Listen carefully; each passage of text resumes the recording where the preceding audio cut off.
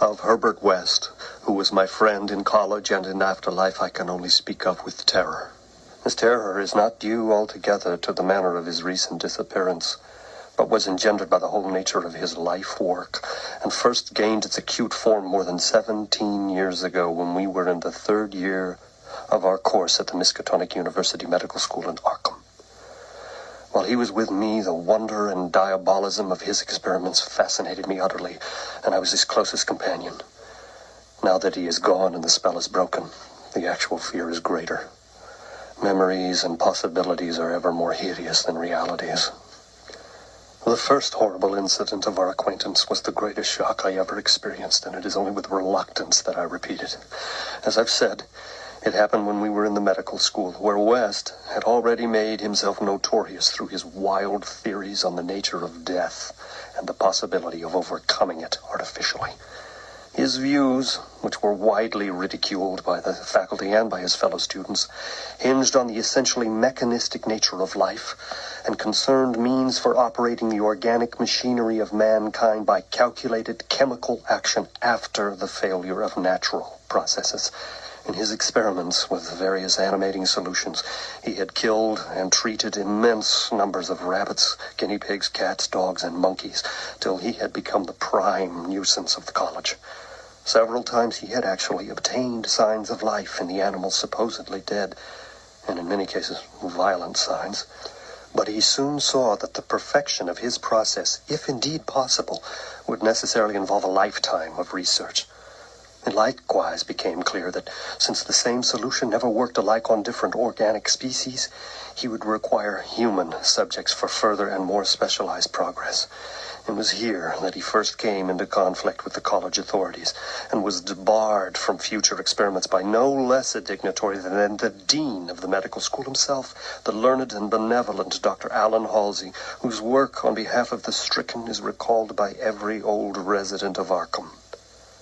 I had always been exceptionally tolerant of West's pursuits, and we frequently discussed his theories, whose ramifications and corollaries were almost infinite. Holding with Haeckel that all life is a chemical and physical process, and that the so-called soul is a myth, my friend believed that artificial reanimation of the dead can depend only on the condition of the tissues, and that unless actual decomposition has set in, a corpse fully equipped with organs may, with suitable measures, be set going again in the peculiar fashion known as life. That the psychic or intellectual life might be impaired by the slight deterioration of sensitive brain cells, which even a short period of death would be apt to cause, West fully realized.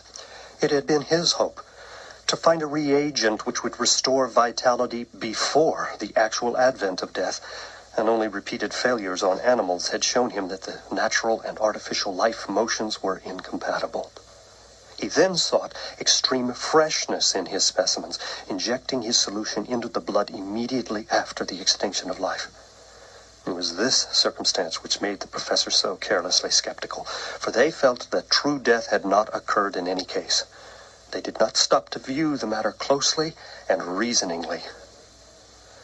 It was not long after the faculty had interdicted his work that West confided to me his resolution to find fresh human bodies in some manner and continue in secret the experiments that he could no longer perform openly.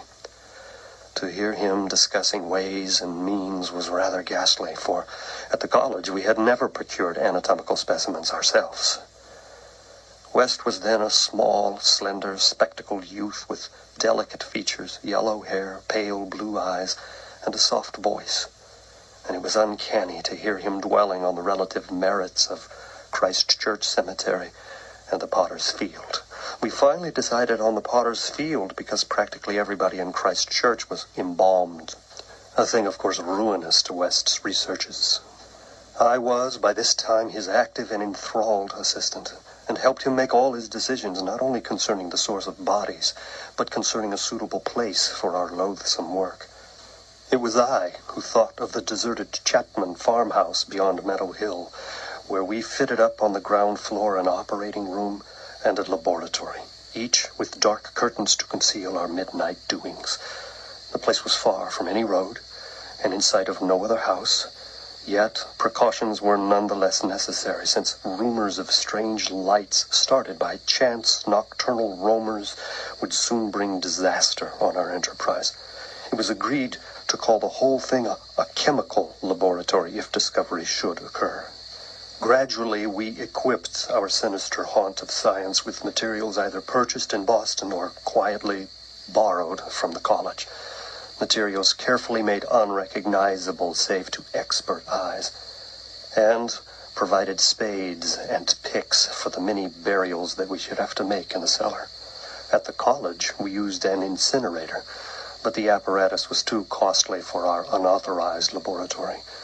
Bodies were always a nuisance, even the small guinea pig bodies from the slight, clandestine experiments in West's room at the boarding house. We followed the local death notices like ghouls, for our specimens demanded particular qualities. What we wanted were corpses interred soon after death and without artificial preservation, preferably free from malforming disease and certainly with all organs present. Accident victims were our best hope. Not for many weeks did we hear of anything suitable, though we talked with morgue and hospital authorities, ostensibly in the college's interest, as often as we could without exciting suspicion. We found that the college had first choice in every case, so that it might be necessary to remain in Arkham during the summer, when only the limited summer school classes were held. In the end, though, luck favored us, for one day we heard of an almost ideal case in the Potter's Field. A brawny young workman drowned only the morning before in Sumner's Pond and buried at the town's expense without delay and embalming. That afternoon, we found the new grave and determined to begin work soon after midnight. It was a repulsive task that we undertook in the black small hours, even though we lacked at that time the special horror of graveyards which later experiments brought to us.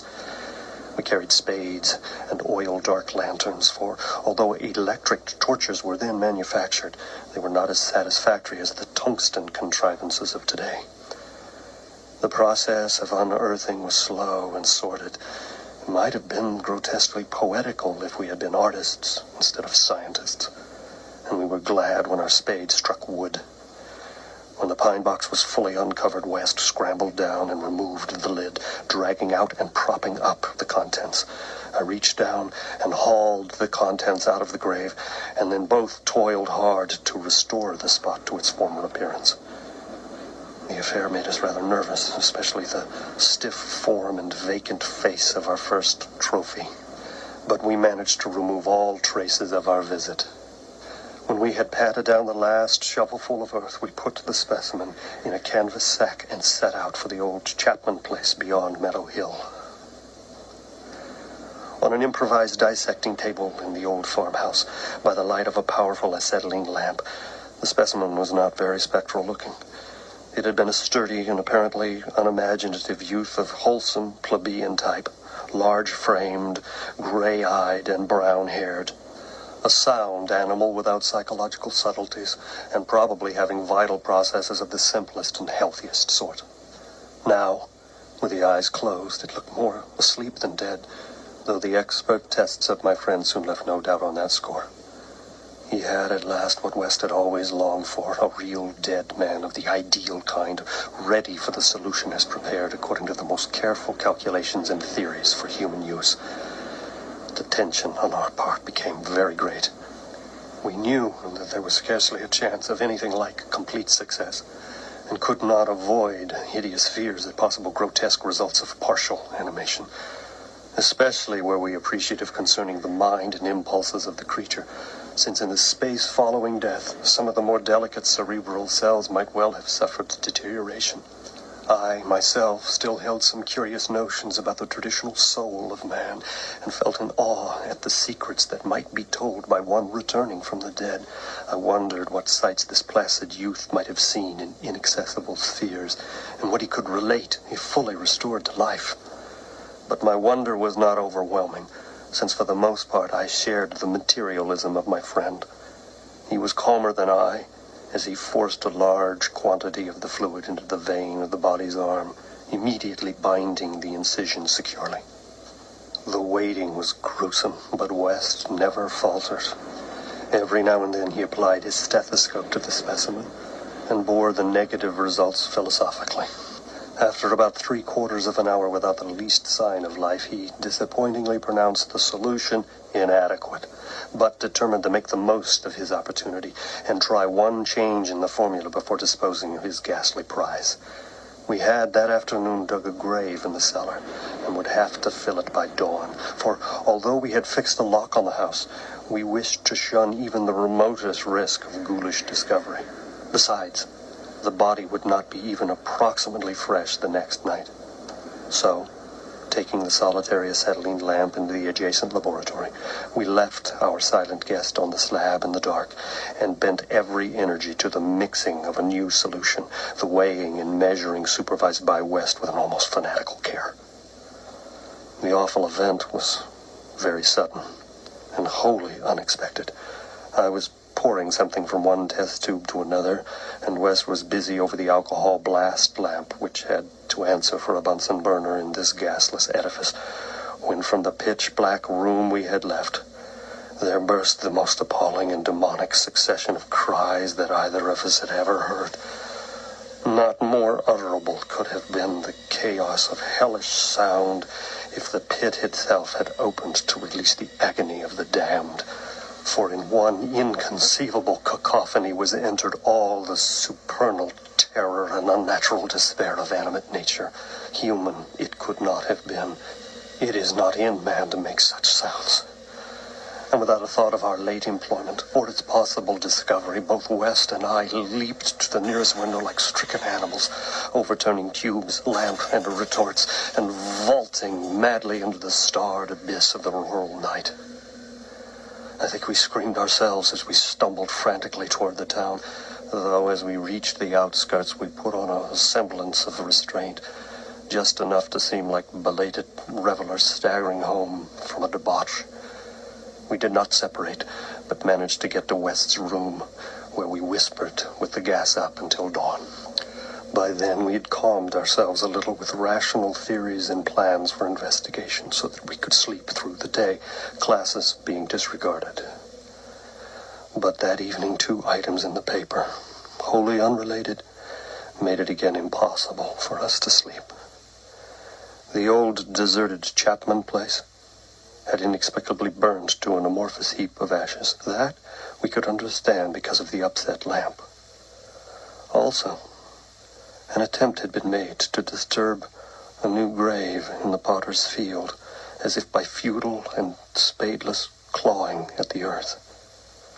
That we could not understand, for we had patted down the earth very carefully.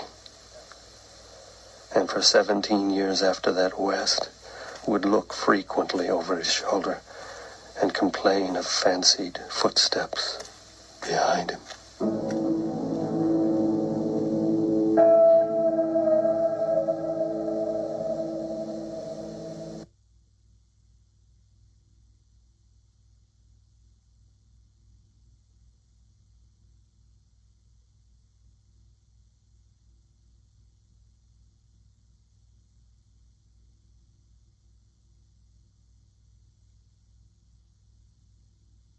I shall never forget that hideous summer 16 years ago when, like a noxious affright from the halls of Elbas, typhoid stalked through Arkham.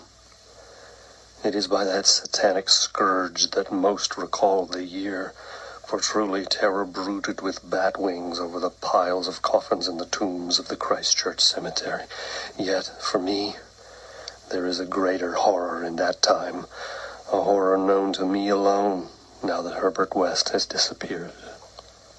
After our experience with the corpse from the potter's field, West dropped his researches for some time, but as the zeal of the born scientist slowly returned, he again became importunate with the college faculty, pleading for the use of the dissecting room and of fresh specimens for the work he regarded as so overwhelmingly important. His pleas, however, were wholly in vain, for the decision of Dr. Halsey was inflexible, and the other professors all endorsed the verdict of their leader. In the radical theory of reanimation, they saw nothing but the immature vagaries of a youthful enthusiast whose slight form, yellow hair, spectacled blue eyes, and soft voice gave no hint of the supernormal, almost diabolical power of the cold brain within. I can see him now as I saw him then, and I shiver. He grew sterner of face, but never elderly. And now, Sefton Asylum has had the mishap, and West has vanished. West clashed disagreeably with Dr. Halsey near the end of our last undergraduate term in a wordy dispute that did less credit to him than to the kindly dean in point of courtesy.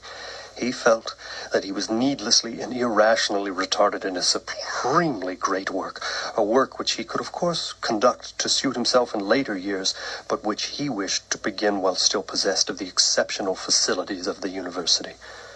That the tradition-bound elders should ignore his singular results on animals was inexpressibly disgusting and almost incomprehensible to a youth of West's logical temperament. Only greater maturity could help him understand the chronic mental limitations of the professor/doctor type, the product of generations of pathetic puritanism, kindly, conscientious, and sometimes gentle and amiable, yet always narrow, intolerant, custom-ridden, and lacking in perspective. West had scant patience with good Dr. Halsey and his erudite colleagues, and nursed an increasing resentment, coupled with a desire to prove his theories to these obtuse worthies in some striking and dramatic fashion.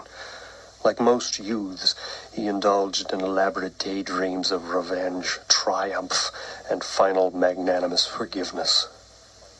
And then had come the scourge, grinning and lethal from the nightmare caverns of Tartarus.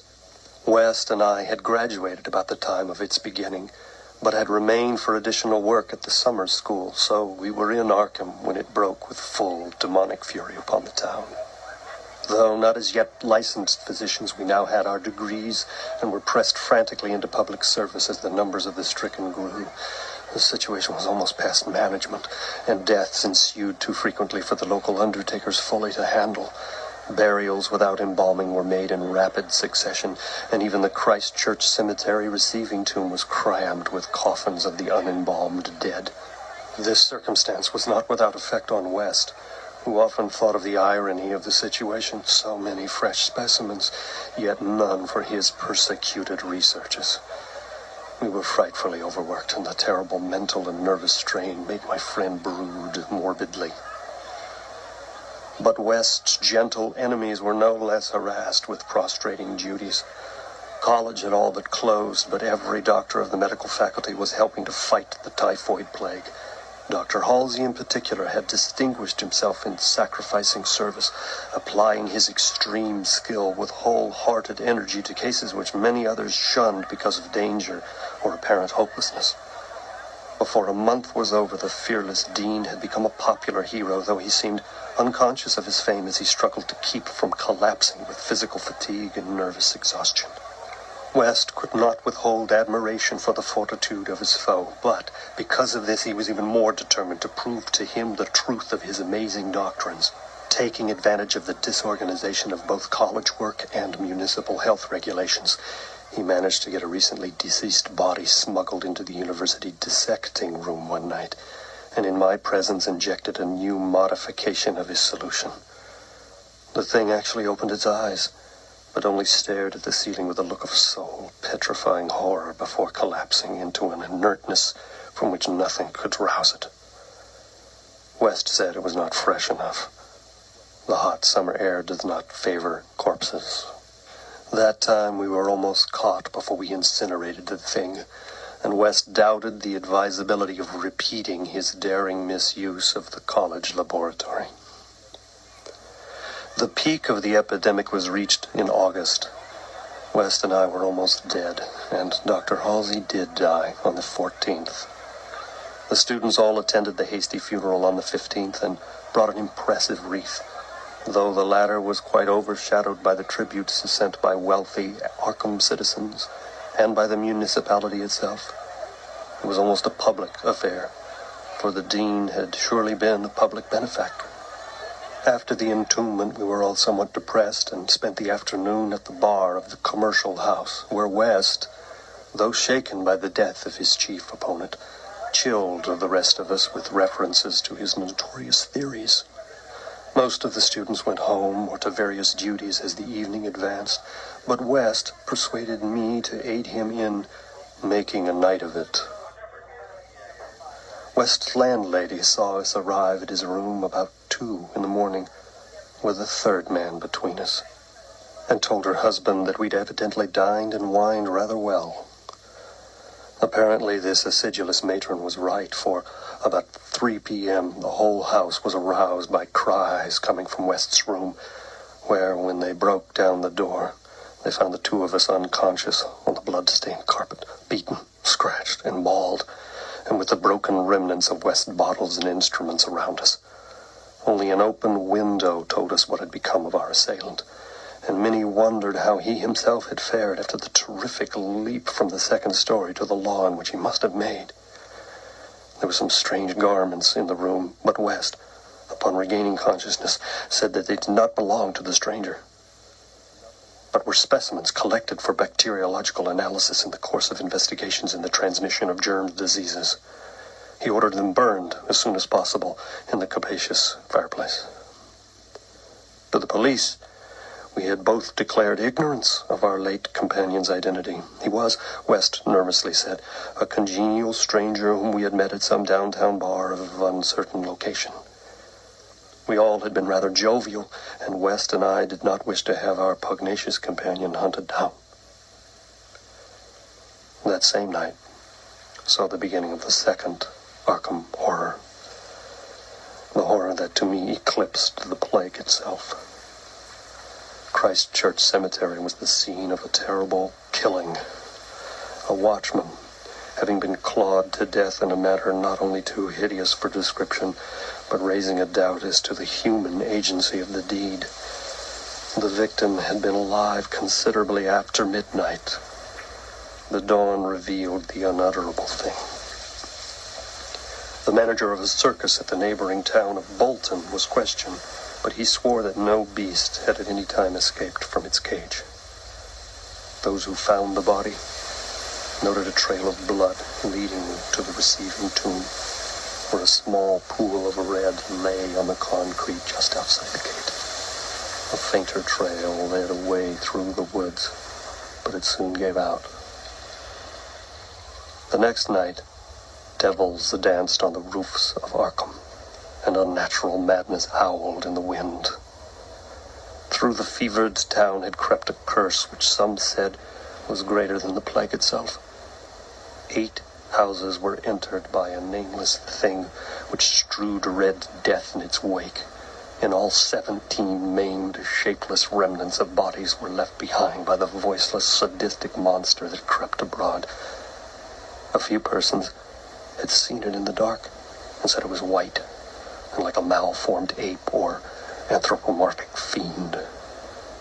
It had not left behind quite all that it had attacked, for sometimes it had been hungry. The number of its killed was 14.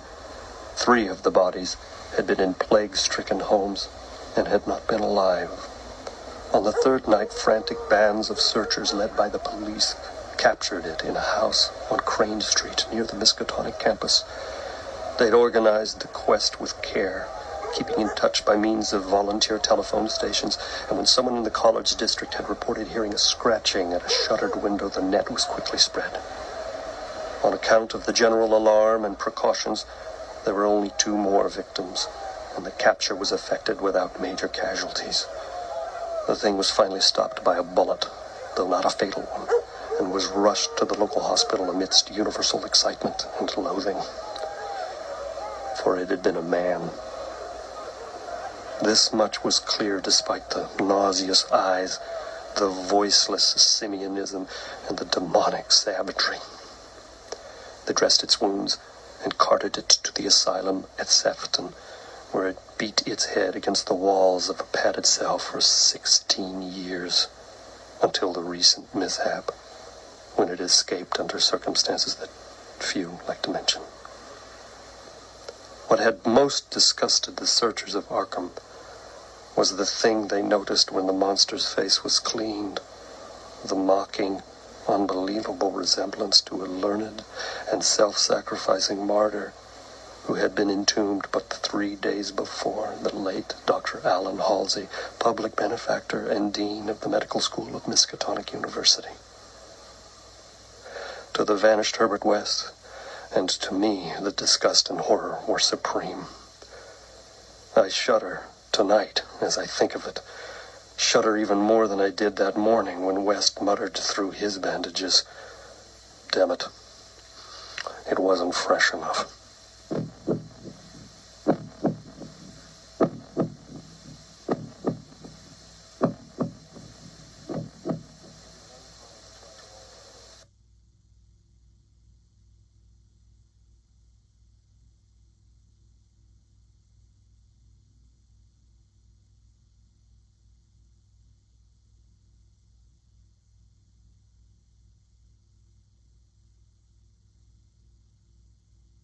It is uncommon to fire all 6 shots of a revolver with great suddenness when one would probably be sufficient. But many things in the life of Herbert West were uncommon. It is, for instance, not often that a young physician leaving college is obliged to conceal the principles which guide his selection of a home and office. Yet that was the case with Herbert West. When he and I obtained our degrees at the medical school of Miskatonic University and sought to relieve our poverty by setting up as general practitioners, we took great care not to say that we chose our house because it was fairly well isolated and as near as possible to the potter's field. Reticence such as this is seldom without cause, nor indeed was ours, for our requirements were those resulting from a life work distinctly unpopular. Outwardly, we were doctors only, but beneath the surface were aims of far greater and more terrible moments. For the essence of Herbert West's existence was a quest amid black and forbidden realms of the unknown, in which he hoped to uncover the secret of life and restore to perpetual animation the graveyard's cold clay. Such a quest demands strange materials, among them fresh human bodies, and in order to keep supplied with these indispensable things, one must live quietly and not far from a place of informal internment. It was not easy to find a good opening for 2 doctors in company, but finally the influence of the university secured us a practice in Bolton, a factory town near Arkham.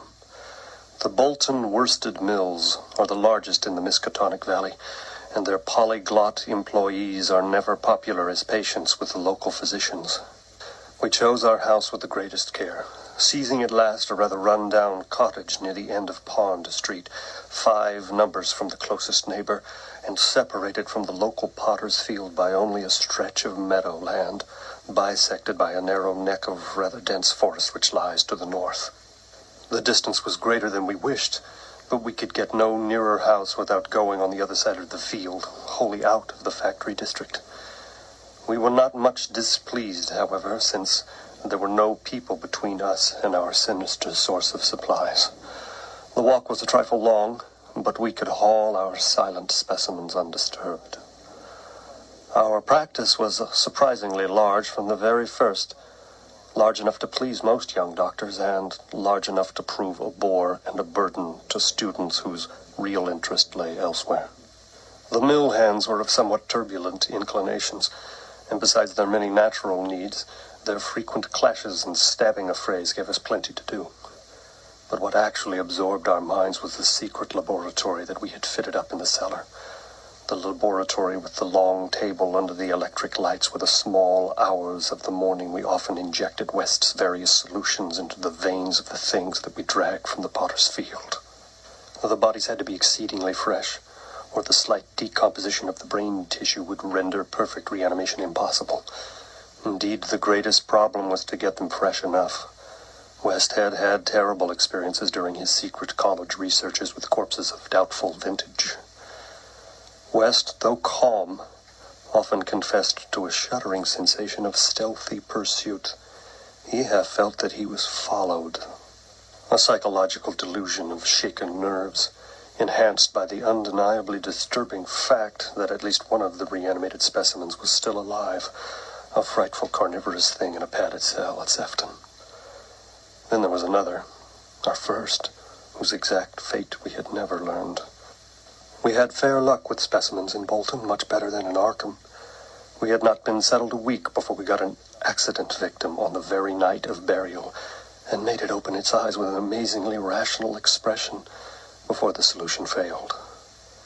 It had lost an arm. If it had been a perfect body, we might have succeeded better. Between then and the next January, we secured 3 more, 1 total failure, 1 case of marked muscular motion, and 1 rather shivery thing. It rose of itself and uttered a sound. Then came a period when luck was poor. Interments fell off, and those that did occur were of specimens either too diseased or too maimed for our use.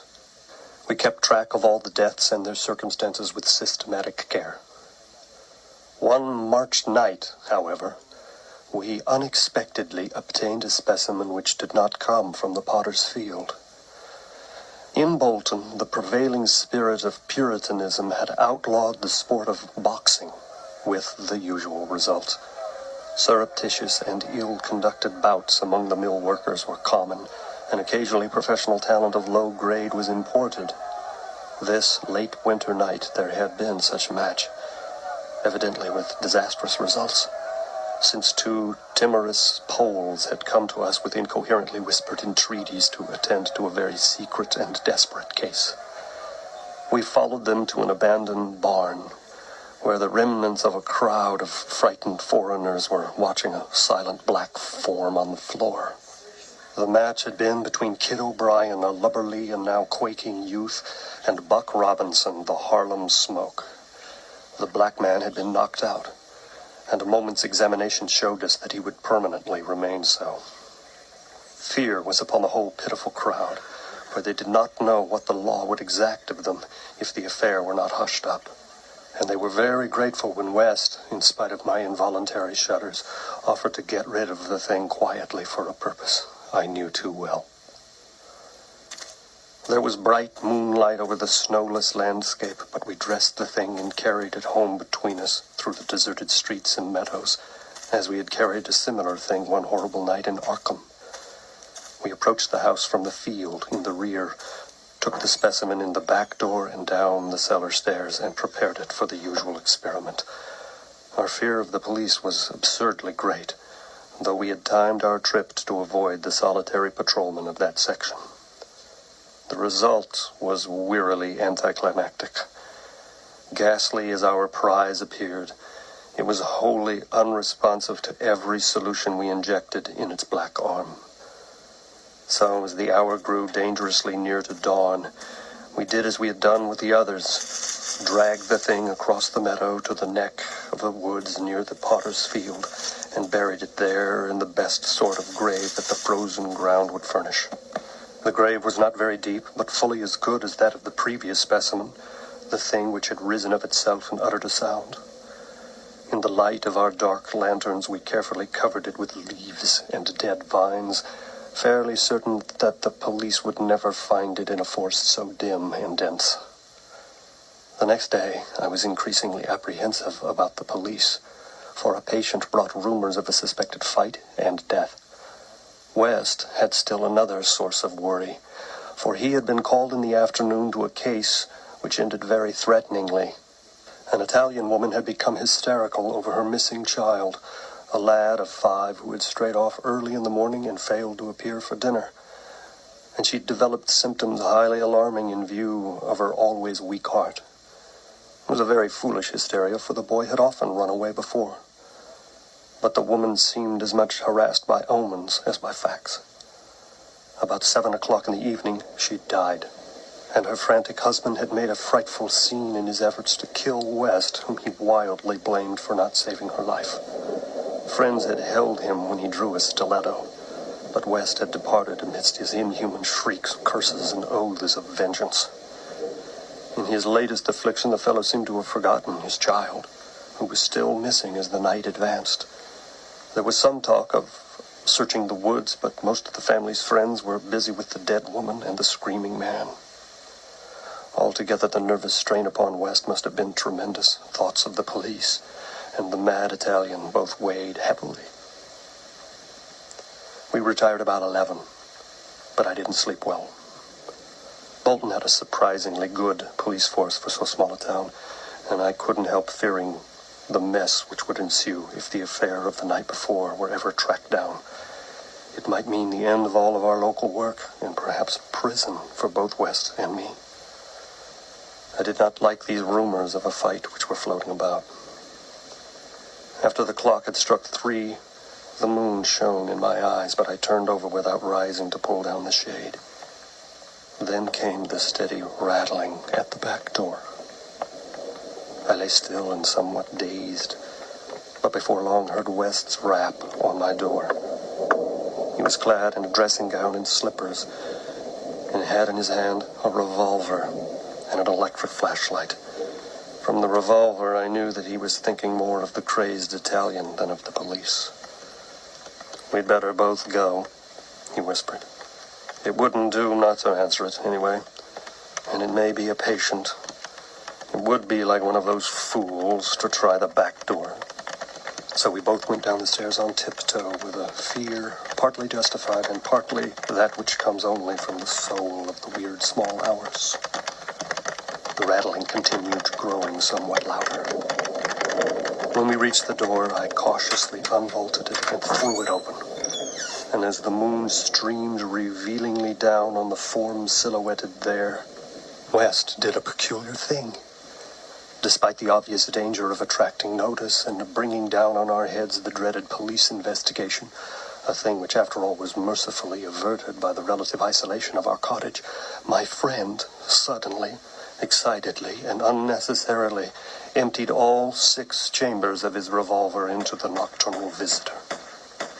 For that visitor was neither Italian nor policeman. Looming hideously against the spectral moon was a gigantic, misshaped thing not to be imagined save in nightmares. A glassy-eyed, ink-black apparition nearly on all 4s, covered with bits of mold, leaves, and vines, foul with caked blood, and having between its glistening teeth a snow-white, terrible, cylindrical object terminating in a tiny hand.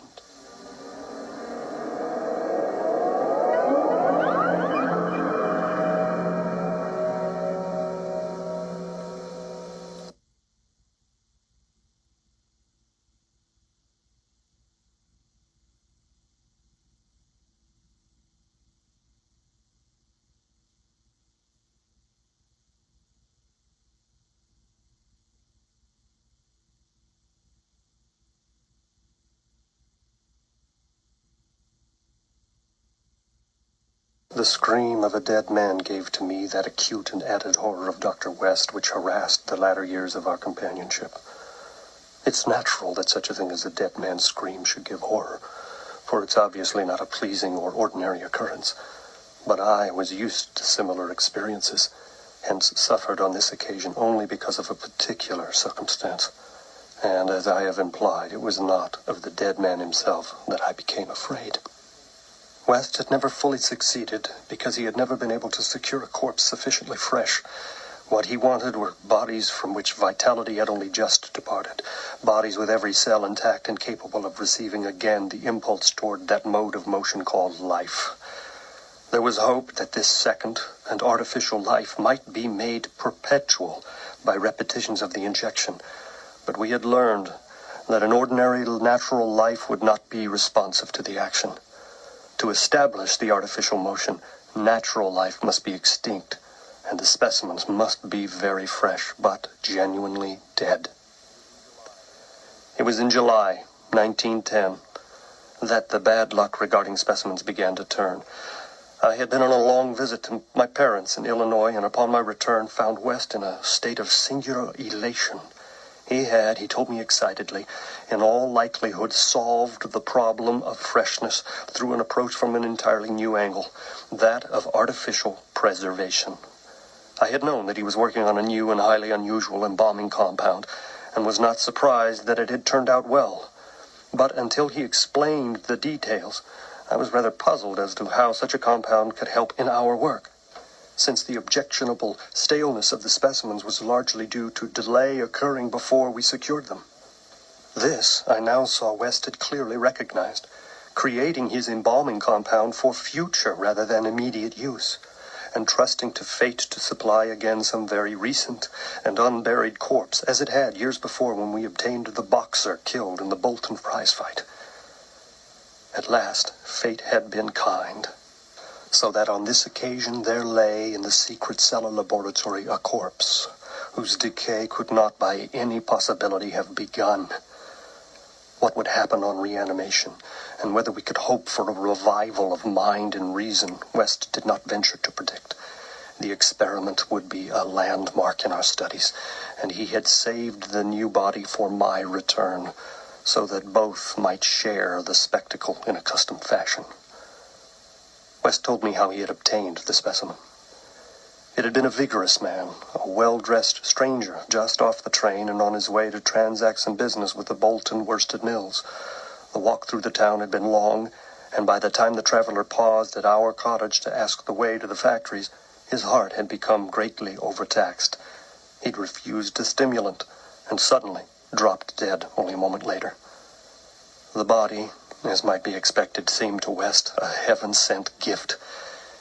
In his brief conversation with the stranger, it had become clear that he was unknown in Bolton, and a search of his pockets subsequently revealed him to be one Robert Leavitt of St. Louis, apparently without a family to make instant inquiries about his disappearance. If this man could not be restored to life, no one would know of our experiment. If, on the other hand, he could be restored, our fame would be brilliantly and perpetually established. So, without delay, West had injected into the body's wrist the compound which would hold it fresh for use after my arrival. The matter of the presumably weak heart, which, to my mind, imperiled the success of our experiment, did not appear to trouble West extensively. He hoped at last to obtain what he had never obtained before, a rekindled spark of reason and perhaps a normal living creature. So on the night of July 18th, 1910, Herbert West and I stood in the cellar laboratory and gazed at a white, silent figure beneath the dazzling arc light. The embalming compound had worked uncannily well, for as I stared fascinatingly at the sturdy frame which had lain 2 weeks without stiffening, I was moved to seek West's assurance that the thing was really dead. This assurance he gave readily enough, reminding me that the reanimating solution was never used without careful tests as to life, since it could have no effect if any of the original vitality were present. As West proceeded to take preliminary steps, I was impressed by the vast intricacy of the experiment, an intricacy so vast that he could trust no hand less delicate than his own. Forbidding me to touch the body, he first injected a drug in the wrist just beside the place that his needle had punctured when injecting the embalming compound. This, he said, was to neutralize the compound and release the system to normal relaxation so that the reanimating solution might freely work when injected. Slightly later, when a change and a gentle tremor seemed to affect the dead limbs, West stuffed a pillow-like object violently over the twitching face, not withdrawing it until the corpse appeared quiet and ready for our attempt at reanimation. The pale enthusiast now applied some last perfunctory tests for absolute lifelessness, withdrew satisfied, and finally injected into the left arm an accurately measured amount of the vital elixir, prepared during the afternoon with a greater care than we had used since college days, when our feet were new and groping. I cannot express the wild, breathless suspense with which we waited for the results in this first really fresh specimen. The first we could reasonably expect to open its lips in rational speech, perhaps to tell of what it had seen beyond the abyss. West was a materialist, believing in no soul and attributing all the workings of consciousness to bodily phenomena. Consequently, he looked for no revelations of hideous secrets from gulfs and caverns beyond death's barrier. I did not wholly disagree with him theoretically, yet held vague, instinctive remnants of the primitive faith of my forefathers, so that I could not help but eyeing the corpse with a certain amount of awe and terrible expectation. Besides, I could not extract from my memory that hideous, inhuman shriek we heard the night that we tried our first experiment in the deserted farmhouse at Arkham. Very little time had elapsed before I saw that the attempt was not to be a total failure. A touch of color came to the cheeks, hitherto chalk white, and spread out over the curiously ample stubble of sandy beard. West, who had his hand on the pulse of the left wrist, suddenly nodded significantly, and almost simultaneously a mist appeared on the mirror inclined above the body's mouth. There followed a few spasmodic muscle motions, and then an audible breathing and visible motion of the chest. I looked at the closed eyelids and thought I detected a quivering. Then the lids opened, showing eyes that were gray, calm, and alive, but still unintelligent and not even curious. In a moment of fantastic whim, I whispered questions to the reddening ears, questions of other worlds of which the memory might still be present. Subsequent terror drove them from my mind, but I think the last one which I repeated was, "Where have you been? Where have you been? Where have you been?" I don't yet know whether I was answered or not, for no sound came from the well-shaped mouth, but I do know that at that moment I finally thought that the thin lips moved silently, forming syllables which I would have vocalized as "only now," if that phrase had possessed any sense or relevancy. At that moment, as I say, I was elated with the conviction that the one great goal had been attained, and for the first time a reanimated corpse had uttered distinct words impelled by actual reason.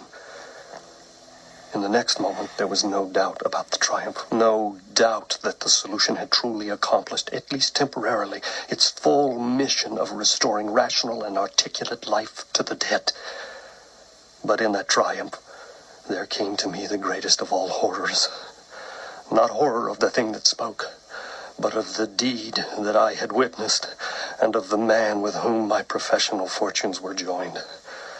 For that very fresh body, at last writhing into full and terrifying consciousness, with eyes dilated at the memory of its last scene on earth, threw out its frantic hands in a life-and-death struggle with the air, and suddenly, collapsing into a second and final dissolution from which there would be no return, screamed out the cry that will ring eternally in my aching brain. "Help! Keep off, you cursed little tow-headed fiend! Keep that damned needle away from me!"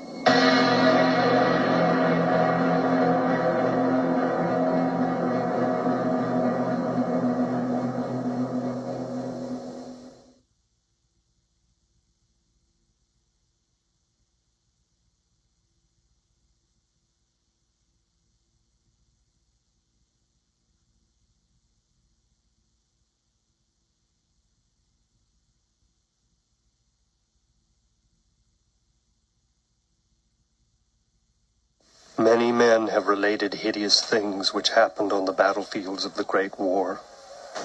Some of these things have made me faint.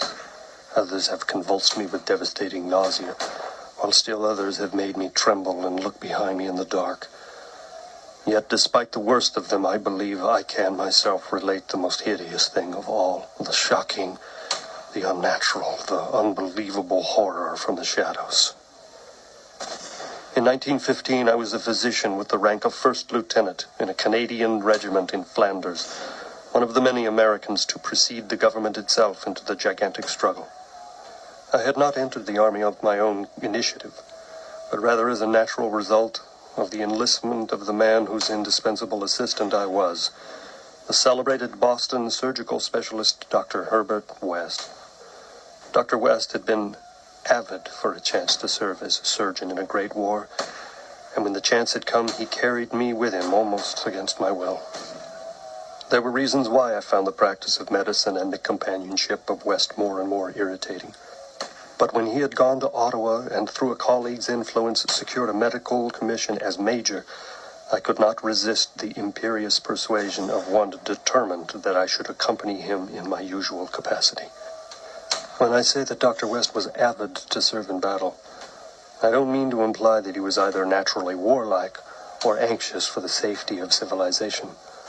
Always an ice-cold intellectual machine, I think he secretly sneered at my occasional martial enthusiasms and censures of supine neutrality. There was, however, something he wanted in embattled Flanders, and in order to secure it, he had to assume a military exterior. What he wanted was not a thing which many persons want. It was, in fact, nothing more or less than an abundant supply of freshly killed men in every stage of dismemberment. Herbert West needed fresh bodies because his life work was the reanimation of the dead. This work was not known to the fashionable clientele who had so swiftly built up his fame after his arrival in Boston, but was only too well known to me, who had been his closest friend and sole assistant since the old days in Miskatonic University Medical School at Arkham.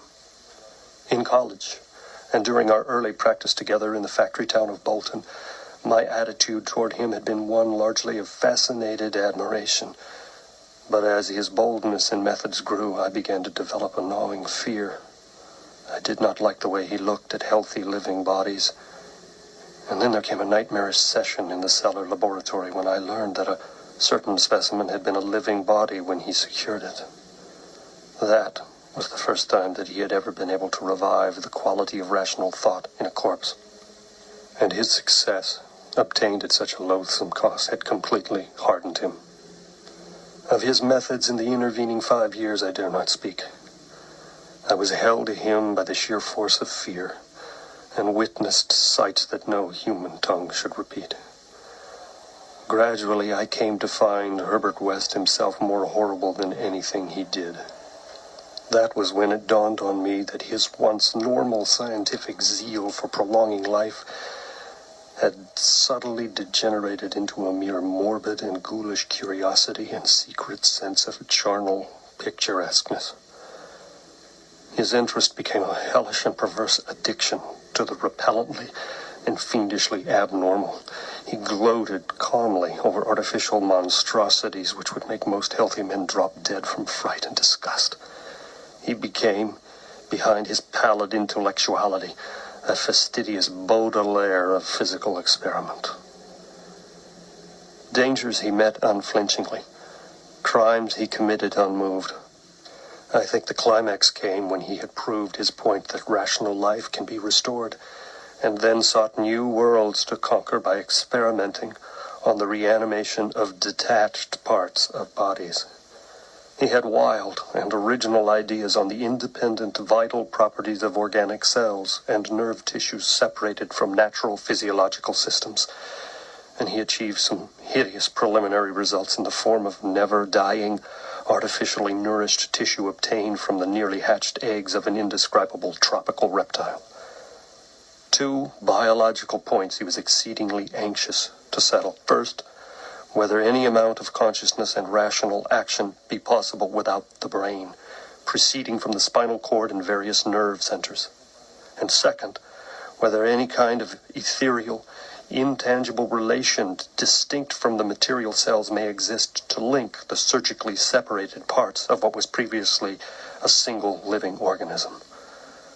All this research work required a prodigious supply of freshly slaughtered bodies, and that was why Herbert West had entered the Great War. The phantasmal, unmentionable thing occurred one night late in March of 1915 in a field hospital behind the lines at St. Eloi. I wonder even now if it could have been other than a demonic dream of delirium.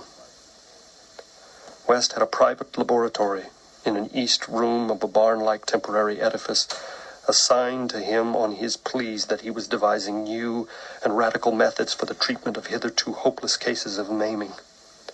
There, he worked like a butcher in the midst of his gory wares. I could never get used to the levity with which he handled and classified certain things. At times, he actually did perform marvels of surgery for the soldiers, but his chief delights were of less public and philanthropic kind, requiring many explanations of sounds which seemed peculiar even amidst the babble of the damned. Among these sounds were frequent revolver shots, surely not uncommon on a battlefield, but distinctly uncommon in a hospital.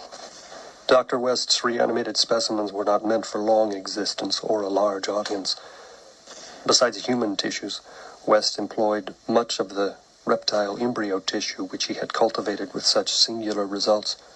It was better than human material for maintaining life in organless fragments, and that was now my friend's chief activity.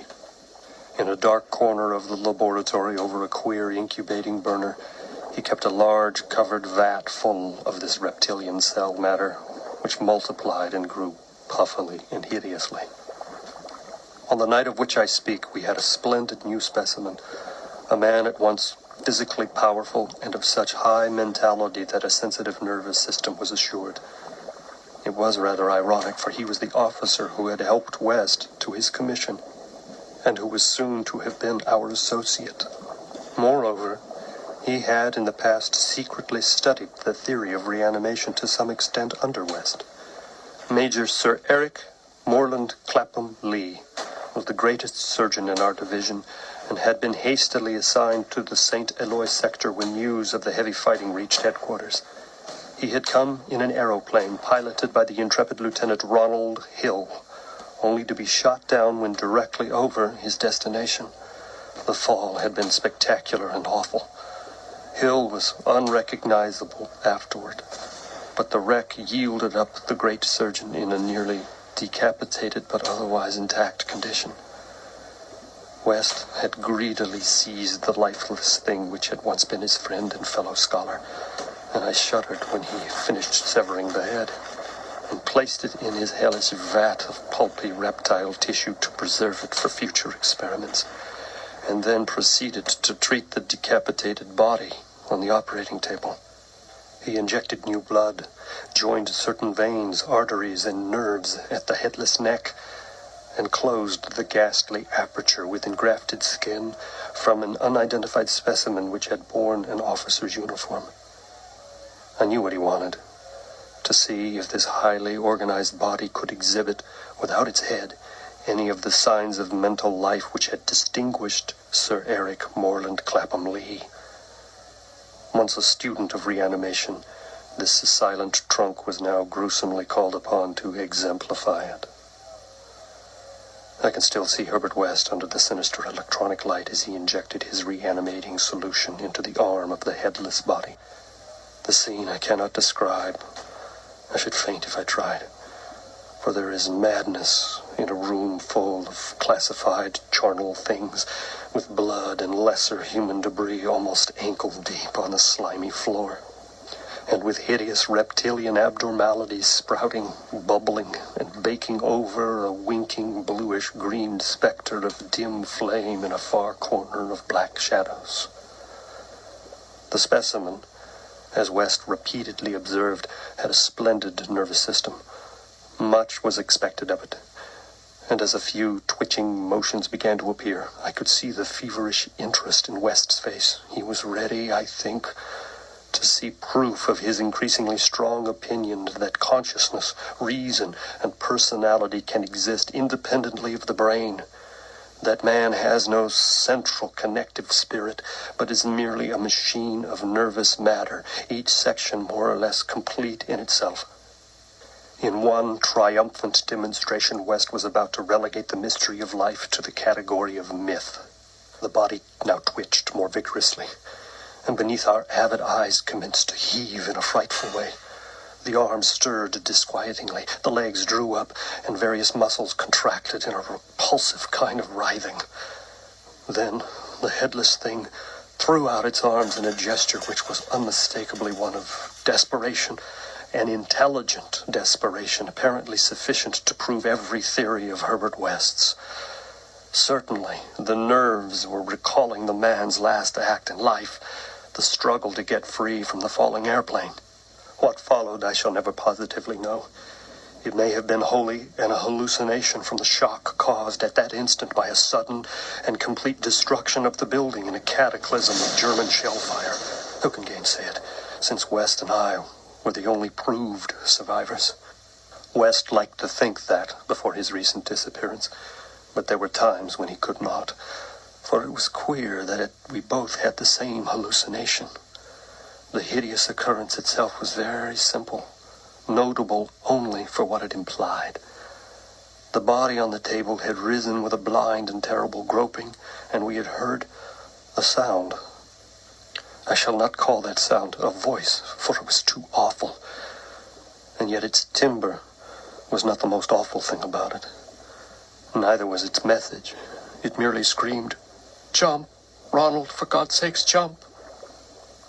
The awful thing about it was the source of the sound, for it had come from the large covered vat in that ghoulish corner of crawling black shadows.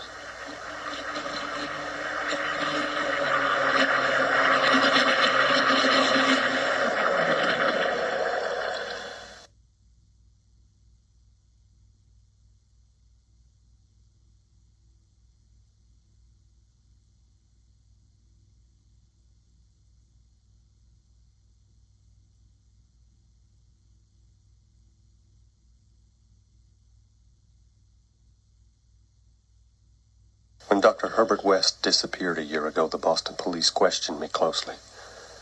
They suspected that I was holding something back, and perhaps suspected even graver things, but I could not tell them the truth, because they would not have believed it. They knew, indeed, that West had been connected with activities beyond the credence of ordinary men, for his hideous experiments in the reanimation of dead bodies had long been too extensive to admit perfect secrecy. But the final soul-searching catastrophe held elements of demonic fantasy which make even me doubt the reality of what I saw. The need for fresh corpses had been West's moral undoing. They were hard to get. And one final day he had secured his specimen while it was still alive and vigorous. A struggle, a needle, and a powerful alkaloid had transformed it to a very fresh corpse. And the experiment had succeeded for a brief and memorable moment. But West emerged with a soul calloused and seared, and a hardened eye which sometimes glanced with a kind of hideous and calculating appraisal at men of especially sensitive brain and especially vigorous physique. Toward the last, I became acutely afraid of West, for he began to look at me that way. People didn't seem to notice his glances, but they noticed my fear, and after his disappearance used that as a basis for some absurd suspicions. West, in reality, was more afraid than I, for his abominable pursuits entailed a life of furtiveness and dread of every shadow.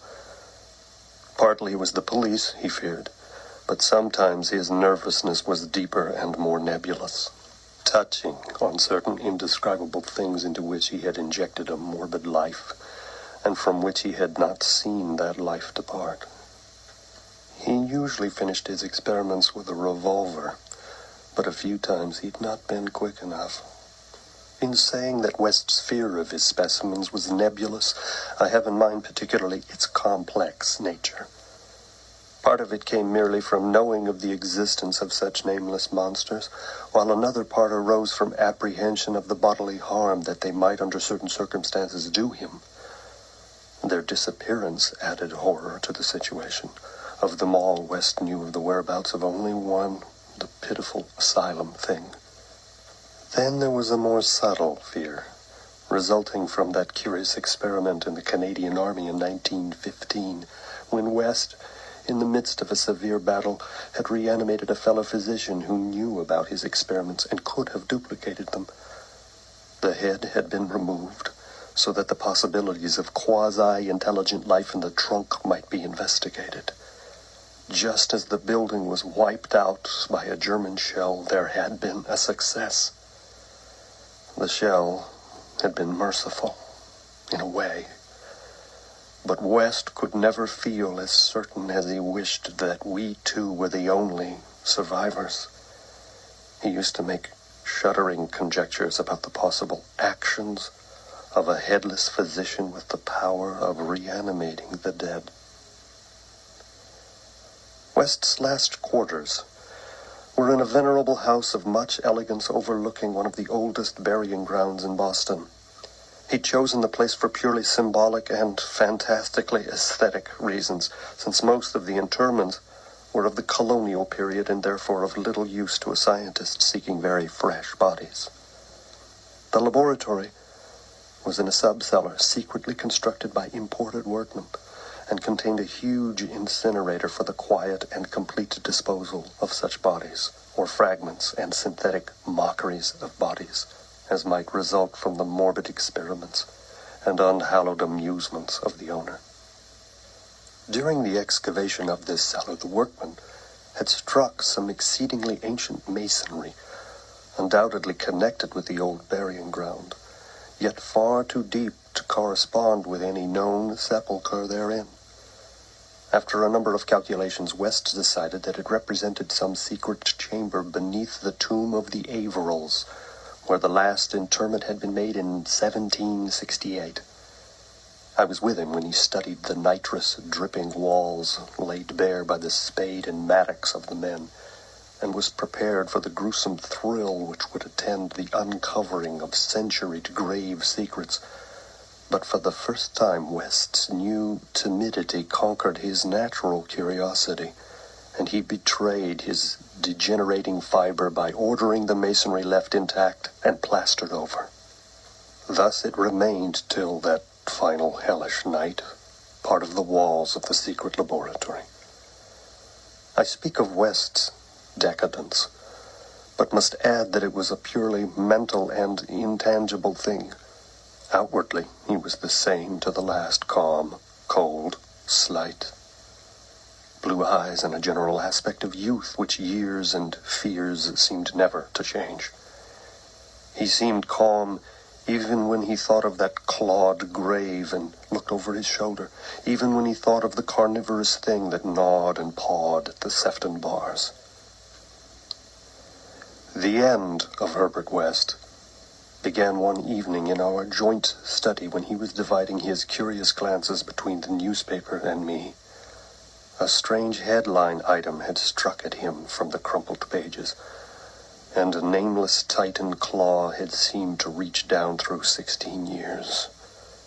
Something fearsome and incredible had happened at Sefton Asylum, 50 miles away, stunning the neighborhood and baffling the police. In the small hours of the morning, a body of silent men had entered the grounds, and their leader had aroused the attendants.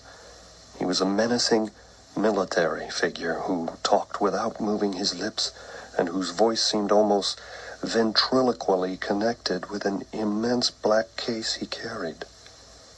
His expressionless face was handsome to the point of radiant beauty, but had shocked the superintendent when the hall light fell upon it, for it was a wax face with eyes of painted glass. Some nameless accident had befallen this man. A larger man guided his footsteps, a repellent bulk whose bluish face seemed half eaten away by some unknown malady. The speaker had asked for the custody of the cannibal monster committed from Arkham 16 years before, and upon being refused, gave a signal which precipitated a shocking riot. The fiends had beaten, trampled, and bitten every attendant who did not flee, killing 4, and finally succeeding in the liberation of the monster. Those victims who could recall the event without hysteria swore that the creatures had acted less like men than like unthinkable automata guided by the wax-faced leader. By the time help could be summoned, every trace of the men and of their man charge had vanished. From the hour of reading this item until midnight, West sat almost paralyzed. At midnight, the doorbell rang, startling him fearfully. I answered the bell. As I've told the police, There was no wagon in the street, but only a group of strange-looking figures bearing a large, square box which they deposited in the hallway after one of them had grunted in a highly unnatural voice, "Express, prepaid." They filed out of the house with a jerky tread, and as I watched them go, I had an odd idea that they were turning toward the ancient cemetery on which the back of the house abutted. When I slammed the door after them, West came downstairs and looked at the box. It was about 2 foot square and bore West's correct name and present address. It also bore the inscription, "From Eric Moreland Clapham Lee, St. Eloi, Flanders." 6 years before, in Flanders, a shelled hospital had fallen upon the headless, reanimated trunk of Dr. Clapham Lee and upon the detached head, which, perhaps, had uttered articulate sounds. West was not even excited now. His condition was more ghastly. Quickly he said, "It's the finish. But let's incinerate this." We carried the thing down to the laboratory, listening. I don't remember many particulars. You can imagine my state of mind. But it is a vicious lie to say it was Herbert West's body which I put into the incinerator. We both inserted the whole unopened wooden box, closed the door, and started the electricity. Nor did any sound come from the box. It was West who first noticed the falling plaster on that part of the wall where the ancient tomb masonry had been uncovered. I was going to run, but he stopped me. Then I saw a small black aperture, felt a ghoulish wind of ice, and smelled the charnel bowels of a putrescent earth. There was no sound, but just then the electric lights went out, and I saw outlined against some phosphorescence of the nether world a horde of silent, toiling things which only insanity or worse could create. Their outlines were human, semi-human, fractionally human, and not human at all. The horde was grotesquely heterogeneous. They were removing the stones quietly, one by one, from the centuried wall. And then, as the breach became large enough, they came out into the laboratory in single file, led by a stalking thing with a beautiful head made of wax. A sort of mad-eyed monstrosity behind the leader seized on Herbert West. West did not resist or utter a sound. Then they all sprang at him and tore him to pieces before my eyes, bearing the fragments away into that subterranean vault of fabulous abominations. West's head was carried off by the wax-headed leader who wore a Canadian officer's uniform. As it disappeared, I saw that the blue eyes behind the spectacles were hideously blazing with their first touch of frantic, visible emotion. Servants found me unconscious in the morning. West was gone. The incinerator contained only unidentifiable ashes. Detectives have questioned me, but what can I say? The Sefton tragedy they will not connect with West. Not that. Nor the men with the box, whose existence they deny. I told them of the vault, but they pointed to the unbroken plaster wall and laughed. So I told no more. They imply that I'm either a madman or a murderer. Probably I'm mad. But I might not be mad if those accursed tomb legions had not been so silent.